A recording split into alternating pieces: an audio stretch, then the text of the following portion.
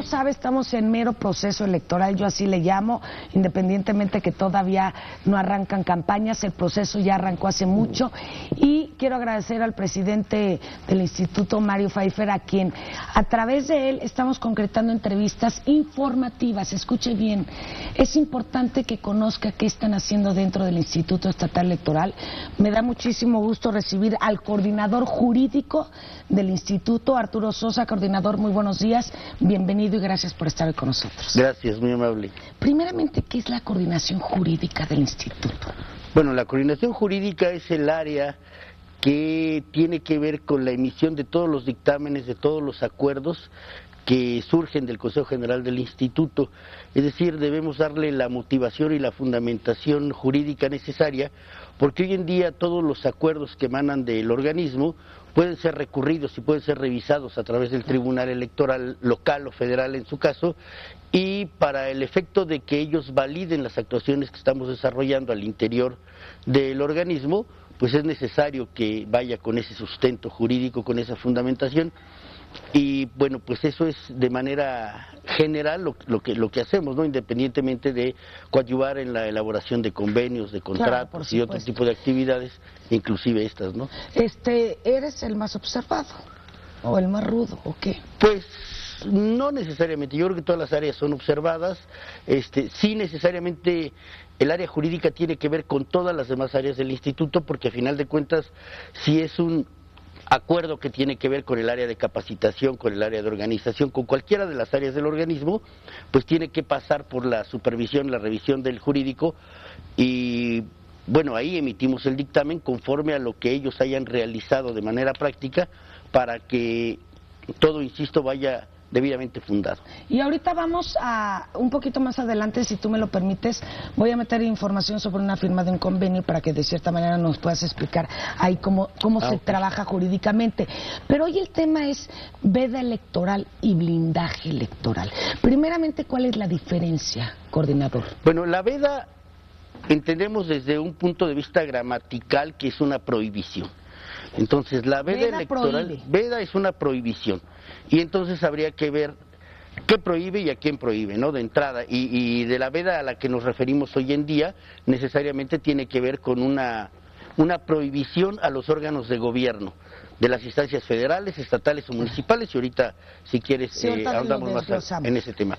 Y el blindaje es una protección en este caso que se da al proceso electoral para que vaya cuidándose todos los aspectos que tienen que ver con la emisión del voto, que el voto sea emitido de manera libre, de manera secreta, y que no haya coacciones, presiones, violencias en contra del electorado. Blindaje de cierta manera es también no ocupar los programas sociales. Sí, de eso se trata, la protección es eso, pero además la veda y el blindaje van íntimamente relacionados, es decir, estamos hablando de la veda cuidando que se cumpla con la parte de la ley que prohíbe al órgano de gobierno que no difunda dentro de las etapas de campaña electoral los programas para que con esto entonces se cuide un principio fundamental que tiene que ver con la elección, que es la libertad. El elector, cuando emite su voto,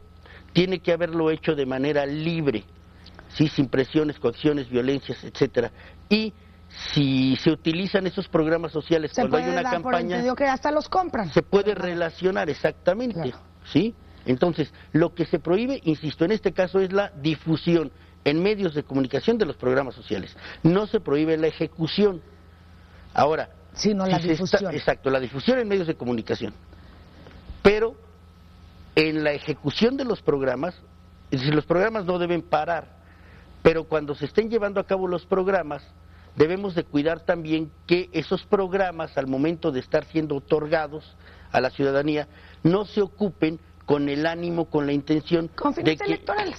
Se capte el voto de los ciudadanos. Exactamente. Podemos poner, porque se llevó a cabo la firma de un convenio, el presidente del Instituto Estatal Electoral, Mario Pfeiffer, llevó a cabo la firma de un convenio con varias instituciones federales para efectivamente evitar, ¿verdad?, que los programas sean utilizados con fines políticos. ¿Podemos escuchar esta nota? Desde luego, claro que sí. Me ponen el talkback, por favor, porque creo que tiene mucho que ver con esto. Vamos a escucharlo para que el coordinador nos lo amplíe un poco más.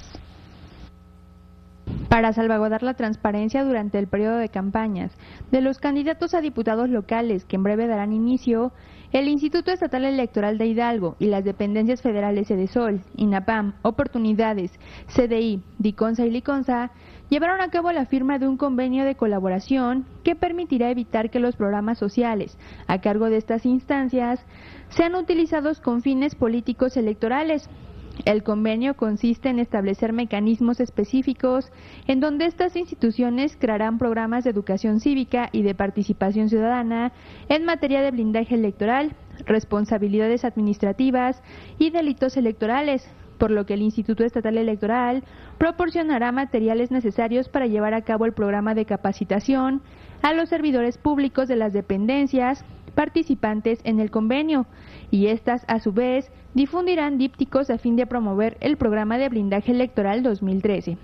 El convenio permitirá canalizar a la autoridad competente las denuncias, quejas que se presenten en contra de quienes utilicen para fines políticos electorales los programas sociales durante este proceso. Al respecto, el consejero presidente Mario Ernesto Pfeiffer se pronunció a favor de sumar esfuerzos que permitan alcanzar la equidad electoral. Agregó que hasta ahora se encuentra tranquilo y se mostró confiado con que esta firma que se llevó a cabo podrá reducir el número de quejas, pues comentó que este pacto es un compromiso serio que debe de ser respetado. Desvirtúe la voluntad, la libertad y el secreto del voto. Evitar que los programas sociales sean utilizados con fines político-electorales es una responsabilidad compartida que exige la colaboración responsable no solo por parte de las instituciones del Estado y los organismos públicos autónomos, como es el caso de este Instituto Estatal Electoral, sino también de los partidos políticos, de los propios servidores públicos, como lo ha dicho la delegada, pero también, y también ha sido enfática en ello, de la ciudadanía en general. Por ello, y siendo el Instituto Estatal Electoral un organismo cuya visión es contribuir al fortalecimiento y vigilancia de la democracia en nuestra entidad, celebro la disposición mostrada por la Secretaría de Desarrollo Social, las entidades sectorizadas, INAPAM, Oportunidades, LICONSA y DICONSA, así como la Comisión Nacional para el Desarrollo de los Pueblos Indígenas, para sumar esfuerzos que nos permitan continuar desarrollando un proceso electoral legal y transparente. En su intervención, la titular de la Secretaría de Desarrollo Social, Patricia González, comentó acerca de la importancia que existe en la muestra de voluntades políticas para dar certidumbre al proceso electoral. Somos aliados de la democracia, que ante cualquier irregularidad de la que conozcamos, seremos los primeros en denunciar. Que prevenimos un hecho de esta naturaleza, dándole a conocer a quienes laboran en las dependencias que representamos las acciones de blindaje electoral. Incluso que durante el desempeño de sus funciones, si se presentara algún candidato realizando salutación a los beneficiarios de los programas, lo inviten a retirarse y de lo contrario suspenderemos actividades. Seguiremos difundiendo entre los beneficiarios que nadie, absolutamente nadie, puede condicionar su voto y que quien lo haga a cambio del beneficio de un programa social comete un delito que no solaparemos. Con imágenes de Aldo García, informó Laura Rivera. Esto, coordinador, es blindaje, es decir, se capacitan a los funcionarios. No se puede dar difusión, pero no se deben de parar los programas, ¿es así? Efectivamente. ¿Y esto es blindaje? Así es. Tiene que ver con ambos aspectos, con la veda y con el blindaje. Pero la idea central de este convenio que se firmó el día de ayer con estas instancias gubernamentales federales, sí tiene más aspectos de blindaje, porque efectivamente, como se decía ahí por la delegada de Cedesol, ellos van a continuar con la emisión y la ejecución de todos sus programas, pero la idea es efectivamente no difundirlos. No difundir. Pues hay que recordar que ayer ya hicieron borrón y cuenta nueva los de Pacto por México, entonces Queremos creer que esto se puede llevar a cabo pues con transparencia, con equidad y controlado, esta firma de convenio. Sí, definitivamente. Bueno, y no nada más la firma de convenio, sino todo el proceso electoral tiende precisamente a proteger ese aspecto. Blindaje, veda. Comentabas que la veda electoral es qué prohíbe y a quién prohíbe. ¿Qué se prohíbe, coordinador, y a quién se le prohíbe? Bueno, eminentemente, como lo mencioné antes, eminentemente es a las instancias gubernamentales, desde federales, estatales y municipales, en la difusión a través de medios de comunicación social de todos sus programas sociales. Esa es la prohibición y va dirigida estrictamente, necesariamente, a las instancias de gobierno. Evidentemente a quienes representan las mismas. Sí, por supuesto. A quienes se les prohíbe. Bueno, a la instancia de gobierno, a quienes las representan y a quienes tienen la facultad de acudir a los medios de comunicación social para difundir estos eventos. ¿Qué ¿no? podemos hacer los medios y qué no podemos hacer los medios? Bueno, los medios de comunicación, ahí hay un problema, digamos, una antinomia en la ley que tiene que ver con, por un lado, la veda y por otro lado, el derecho a la información. Entonces, a ver, explícanos, eso es interesante. Ok, la idea es que como una nota informativa se pueda difundir, tal vez porque la ciudadanía tenemos derecho a saber lo que están haciendo nuestros órganos de gobierno, como una nota informativa pudiera manejarse. La idea es que en ese sentido no se difunda nada, insisto, para no influir en el electorado en relación a la ejecución de los programas de gobierno, ¿sí? Pero Vamos a pensar, pudiéramos decir en este noticiero, un ejemplo, ¿no? El secretario de Planeación o el presidente municipal de Pachuca llevaron a cabo una jornada de salud. De salud. La salud es un caso de excepción, por ejemplo. La salud, la educación y la difusión en temas que tienen que ver con la seguridad social. Salud, educación y seguridad social. Sí. Son temas que están excluidos de la veda. Son los casos de excepción, es decir, esos casos pueden seguir difundiéndose. Pero, por ejemplo, algo que es muy común, la entrega de... El turismo no está dentro del caso de excepción. Ese no se puede difundir. Ese no pudiera difundirse. Okay, la ley es muy expresa en eso. Educación y todo lo que es seguridad. Efectivamente. ¿Seguridad en el término de la Secretaría de Seguridad Pública? De la Secretaría de Seguridad Pública y sobre todo lo que tiene que ver ahorita con cuestiones de protección civil, ¿no? Protección civil. Eso es lo que sí pueden hacer los medios. Eso sí se puede difundir, lo que no se puede difundir son los demás temas, ¿no? Es decir, por exclusión. Estos sí se pueden difundir, el resto no. Entonces hablamos ahí de cualquier otro programa, el que sea. ¿Qué puede hacer un servidor público? ¿Puede estar en algún evento, en algún meeting de algún candidato? ¿Qué pasa si hay un servidor público en un meeting de un candidato a diputado? Ok, puede estar que no sea en sus horarios de trabajo, porque efectivamente la imagen de un servidor público también puede servir para inducir el voto ciudadano. Entonces, después de las 4 de la tarde, por decirlo de alguna manera, que salen los funcionarios. O en días inhábiles, ¿no? Pero también ahí habría que ver cuál es su participación, porque él puede ostentarse con el cargo que representa y hacer valer esa circunstancia para poder también influir en el electorado. Entonces habría que ver qué tipo de participación tiene, el contenido de su participación. ¿Qué pasa con las redes sociales, coordinador?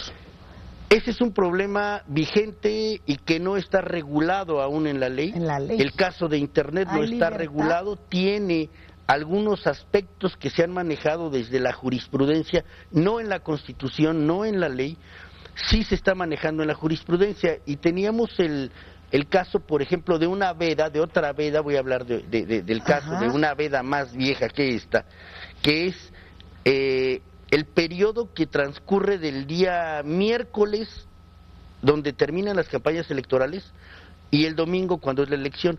Esa es una veda que se llama periodo de reflexión, en donde se le deja al electorado ya en libertad de empezar a pensar y decidir por quién va a votar. Esa veda está dada para los candidatos y para los partidos. Ya no difundes nada de tu promoción esos 4 partidaria. días. Exacto. Pero ¿qué pasa en Son toda 3 la campaña? días, entonces jueves, viernes, sábado. Pero ¿qué pasa en toda la campaña con las redes sociales? Bueno, entonces, o sea, no está ¿yo puedo regulado. leer en Facebook, en el Twitter, el gobernador del estado inauguró tal obra?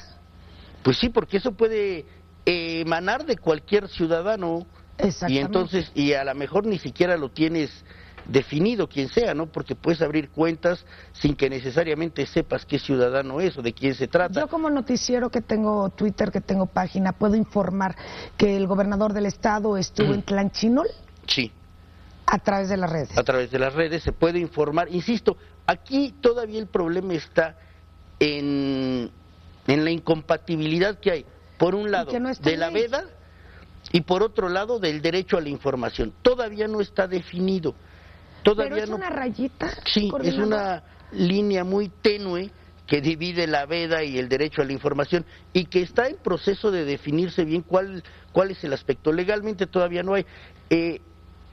La idea de esto es que pudiera el instituto llegar a sancionar cuando definitivamente se logre advertir que hay una intención de llegar al ciudadano con la difusión de un programa social para efecto de obtener el voto de él. Eso te compete a ti en el área jurídica. Sí, definitivamente. En su momento estarán, por supuesto, todos los partidos políticos o candidatos levantando denuncias, ¿no? Y eso lo ve el área jurídica. Sí, desde luego. Todas las denuncias... Y lo avalan todos los partidos. Sí, por supuesto. Pasan por el jurídico es el que realiza la investigación, es el que se allega a pruebas, valora las pruebas y en su caso hace un proyecto que determina si hay o no hay una infracción y en su caso la imposición de una posible sanción, de cuánto es la sanción que pudiera imponerse al infractor y desde luego tiene que pasar por el escrutinio, por la revisión del Consejo General donde se incluyen a los partidos políticos, los consejeros electorales y entonces se toma una decisión para ver si efectivamente avalan la decisión que ha tomado el jurídico. ¿Qué pasa con la prensa escrita y con radio privados, coordinador? Bueno, ellos están incluidos dentro del caso de la veda, ¿no? Además, ¿ellos también tienen prohibido difundir programas sociales? Sí, por supuesto. Insisto, a manera de nota informativa, y repito nuevamente lo mismo, ahí todavía está la indefinición, sí, que es la línea hasta muy dónde delgada. Llega el derecho a la información y hasta dónde llega la veda electoral. Es una cuestión que no está prácticamente definida ni literalmente definida. Pero los medios, tanto prensa escrita como radio privados, tienen que igualmente consultar al Instituto Estatal Electoral. Lo digo porque nuestro director, Sergio Islas, evidentemente ya se sentó en el Instituto Estatal Electoral para que nosotros todos tengamos estos lineamientos, que ya tenemos. Pero en este caso también ellos, de cierta manera, van con sus lineamientos del Instituto. Sí, definitivamente todos tienen que ir. O sea, privados y públicos tienen que seguir las reglas del juego. Las reglas del juego que, por supuesto, ¿cuándo arrancan? ¿Cuándo arranca esta veda electoral? ¿Cuándo arranca el blindaje electoral? El 14 de mayo, es decir, estamos a días, a una semana escasa. ¿No el 15? No el 15. Aquí había un problema porque la ley maneja que es a partir de que el Consejo General resuelve sobre el registro de candidaturas. Y el registro de candidaturas un acordeón muy buena. Determina el día 14. El 14 de mayo, en el instante mismo en que el Consejo General diga sí apruebo las candidaturas del partido X, en ese instante ellos pueden estar en la calle empezando a realizar todas sus actividades propagandísticas que tienen que ver con el proceso. Yo 14 de mayo en la mañana, yo noticiero, ¿puedo informar las actividades del día anterior del gobernador y de los funcionarios o el 14 ya no? Bueno, el 14 en la mañana sí, porque a esta hora, porque no creo que el Consejo sesione tan temprano. Normalmente venimos sesionando a las 11 de la mañana. Entonces, pero ya empieza la veda. Incluso te comento, por ejemplo, la elección pasada de ayuntamientos, que es la inmediata anterior que tenemos, sesionamos ya por la noche, ya bastante tarde, sí. Y recuerdo que los representantes de los partidos políticos, una vez que aprobaban sus candidaturas, estaban comunicándose vía telefónica con la gente de sus partidos para que empezaran a desplegar toda su propaganda electoral, todos sus pendones, sus espectaculares y demás, que los empezaran a colocar en donde tenían... Ya? Es a partir de ese momento, es decir, es en el instante mismo, el 14, pero a partir, insisto, de esto, a partir de que se aprobó por el Consejo General, es decir, que los consejeros votaron porque quedaran registrados los candidatos. Entonces, no podemos decir exactamente la hora porque, bueno, habrá que definir a qué hora se va a sesionar. Pero y el 14 en la tarde veremos pendones, seguramente. Pues con toda seguridad. Por toda la ciudad. Insisto, todo depende de la hora en que se programe la sesión y no nada más de la programación de la sesión, sino a partir de cuando se vayan dando las aprobaciones. ¿Algún ciudadano común y corriente puede incurrir en alguna falta? Sí. ¿En qué?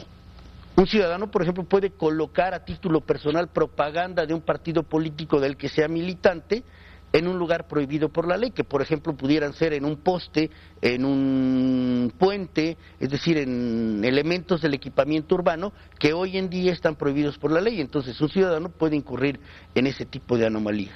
¿Puede incurrir igualmente un ciudadano en la jornada electoral en algún problema? También, definitivamente. O sea, esta veda y este blindaje también entra dentro de esta misma hasta la jornada. Hasta la jornada electoral. De hecho, la prohibición dice que queda prohibida la difusión de los programas de gobierno a partir del inicio de las campañas hasta la conclusión de la jornada electoral. Y la conclusión de la jornada, 7 de julio, pues ya por la noche, ¿no? También habría que ver, porque tampoco hay una definición exacta de a qué hora termina la jornada, porque pues cada casilla será diferente, ¿no? Terminará el escrutinio y cómputo en horarios diferentes. Ya casi para concluir, coordinador, porque tenemos otra invitada también del Instituto Estatal Electoral, que es la coordinadora de todo lo que es la Comisión de Radio y Televisión dentro del Instituto.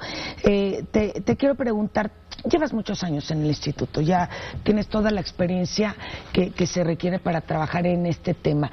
¿Qué es lo que más se prevé que pudiera pasar en denuncias? Bueno, en base a la experiencia, son colocaciones de propaganda electoral en lugares prohibidos.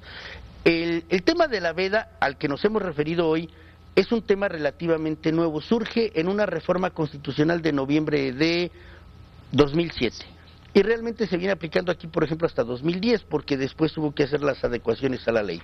Y en esa misma reforma se manejan prohibiciones a colocación de propaganda en elementos del equipamiento urbano, lo que antes sí se podía.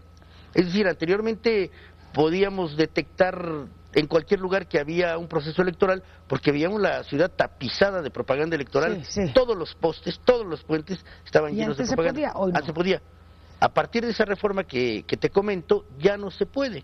Entonces, la ciudadanía a veces no está enterada de esas nuevas prohibiciones. ¿Qué están haciendo para enterarlos, coordinador? Bueno, hay campañas de difusión, no nada más al interior del instituto, sino también con los partidos políticos, para que ellos hagan del conocimiento de sus militantes, de sus simpatizantes, de estas prohibiciones, porque a final de cuentas el partido político se vuelve corresponsable con su militancia de las actividades que hagan a favor de su partido cuando esas actividades llegan a violentar la ley. En este tema de veda electoral y de blindaje electoral aquí en el Estado, ¿tienen que trabajar coordinadamente con el Instituto Federal Electoral o nada que ver? No, nada que ver. Con el Instituto Federal Electoral solamente firmamos un convenio que tiene que ver con la credencial del elector, con los listados nominales, nada más es ese convenio. Si fuera de ello, sí la ley establece que puede haber coordinación, que puede haber pactos, pero no los tenemos. El trabajo que desarrolla el instituto es un trabajo al interior del mismo instituto, con su personal, con sus medios, con sus recursos. ¿Algo que quisieras agregar que no te pregunté, que consideras importante, lo sepa la gente? Pues nada más que la gente debe estar al tanto de estas prohibiciones, que debe enterarse, que debe escuchar este tipo de programas para que pues también los ciudadanos no incurran en sanciones, porque a final de cuentas se da la posibilidad hoy en día también para que un ciudadano pueda incurrir en alguna violación a la ley electoral y pueda ser sancionado. Las sanciones son económicas todas ellas, es decir, no van más allá de lo económico, pero a final de cuentas, pues la idea es proteger el proceso electoral, que el proceso electoral salga libre. Exactamente. Pues muchísimas gracias, coordinador. Aquí tengo yo el acordeón. Toda la gente que tenga dudas, háblenos durante el proceso y les haré llegar las preguntas, si me lo permite. Con mucho gusto, claro que sí. Si tienen dudas, háblenos de dónde está su casilla, todo lo que quieran saber. Muchísimas gracias, coordinador, gracias por esta entrevista. Gracias. Vamos a una pausa, regresamos con tantita información porque ya llegó otra invitada. Pausa y regresamos, no se vayan.